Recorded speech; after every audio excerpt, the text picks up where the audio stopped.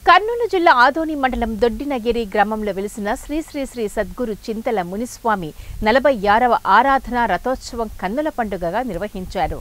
కార్యక్రమంలో సద్గురు చింతల మునిస్వామి ప్రధాన అర్చకుడు రమేష్ స్వామి మాట్లాడుతూ ఆదివారం సాయంత్రం 5 గంటలకు ఉచ్చాయి రథోత్సవం, సోమవారం 8 గంటలకు గడ్డతేరు అశేషజన సంద్రం భక్తుల మధ్య నిర్వహించినట్లు తెలిపారు.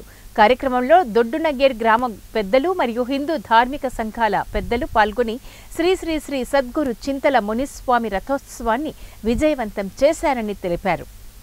భక్తాదులు చిన్నలు పెద్దలు అందరి సహకారంతో ఈరోజు ఈ అద్భుతమైన మఠాన్ని సద్గురు చింతల మునిస్వామి సేవకు అంకితం చేసినారు.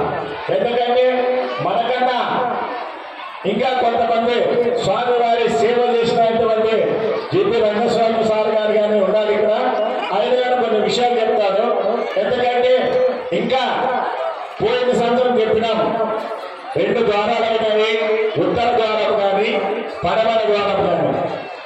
ఇంకొక సంకల్పం ఏం చేసినామంటే దక్షిణ ముఖ ద్వారము, తూర్పు ముఖ ద్వారము త్వరలో ప్రారంభం చేస్తున్నాము.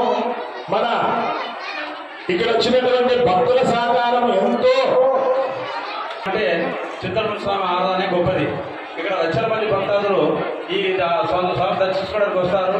ఎందరో భక్తులు ఇక్కడ కావాల్సిన అనుకున్న స్వామివారి పేరు చెప్పిన వెంటనే కానుకలు ఇవ్వడానికి ఎలాంటి వెనకంజ వేరు, అడిగిన వెంటనే ఖచ్చితంగా ఇస్తారు. ఎందుకంటే ఇంకా దాదాపుగా ఈ సన్నిధానంలో 2 గోపురాలు ఉన్నాయి. 2 గోపురాలు